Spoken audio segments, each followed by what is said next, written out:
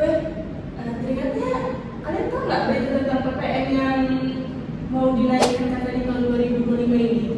Oh, yang 12% itu kan nilainya masih maksimum, ya kan? Tapi kalau itu terjadi sih luar biasa sih. Gimana lagi dengan pendapatan orang-orang kan? Dan ya itu juga menimbulkan banyak pro dan kontra sih gara-gara PPN mau dinaikkan. Kemarin aku juga ada dapat data.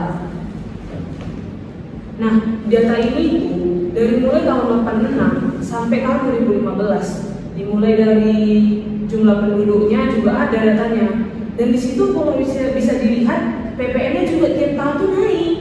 Lihat. Itu masih sampai 2015 loh. Berarti kalau misalnya dia nambah lagi, udah nggak bener ini Indonesia. Oh iya, kalau dari data yang aku ambil ini kan, kalau dia dilihat dari jumlah penduduknya, ini jumlah penduduknya makin lama, makin bertambahnya tahun, makin bertambah.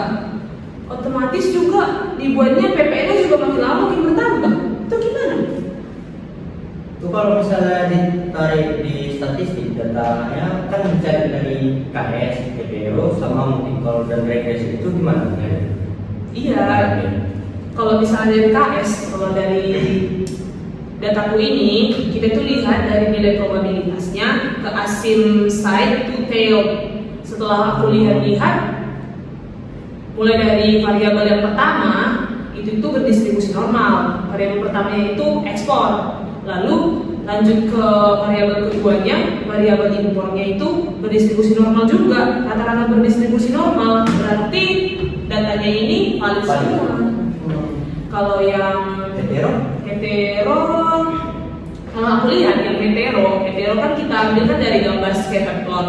Gambar scatter plot itu kan gambar yang kalau misalnya dia menyebar semua, berarti kan dia dapat diterima. Kalau setelah dilihat dan ditelusuri secara statistik, dataku ini menunjukkan titiknya menyebar dari mulai di bawah mendekati angka 0 pada sumbu Y dan juga menyebar juga mendekati di atas kayak gitu. Habis itu dapat dibuktikan bahwa ini terbebas dari heteroskedastisitas dan dapat diterima. Kalau misalnya multikol tadi ya, multikol dapat dua keputusan sih kalau dari multikol, karena dia ada HA diterima, HO ditolak, sama satu lagi ada HO diterima, HA ditolak. Kalau yang HA diterima itu dari variabel ekspor, konsumsi, sama variabel impor. Jadi kalau dari situ dapat ditarik kesimpulan itu terbebas dari multikol yang tiga itu. Kalau yang HO diterima, yaitu variabel tahun sama variabel jumlah penduduk, karena dia nilai toleransinya 0,0 sama lebih besar dari 5. Kalau regresi Oh iya, regresi ya, itu lagi ya. regresi. Regresi itu dia kayak ditarik lah mana variabel yang mana yang paling nyambung sama variabel Y atau dependen. Itu kan dependen kan dependennya. Yang paling nyambung itu ekspor sama impor. Jadi kita ambil aja ekspor sama impornya kan, baru ku cari secara statistik. Habis itu dapatlah nilainya. Nilainya itu nilai signifikan, ada di tabelnya. Nilai signifikan itu harus bisa lebih kecil dan juga bisa lebih besar. Tapi setelah aku dapat nilai signifikannya itu yang di variabel ekspor dan impor itu berbeda. Jadi yang di ekspor itu dia lebih besar daripada 0,05 sehingga dia jadi negatif dan juga dia jadi negatif dan bisa mengambil interpretasi yang berbeda dengan impor.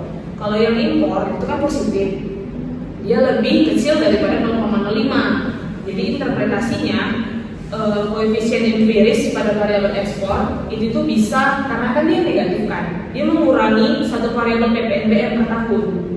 Kalau dia variabel impor, dia itu akan menambah satu variabel PPN per tahun. Karena dia positif. Berarti berita PPN yang 12% itu masih simpang siur ya? Gak usah kita bahas ya.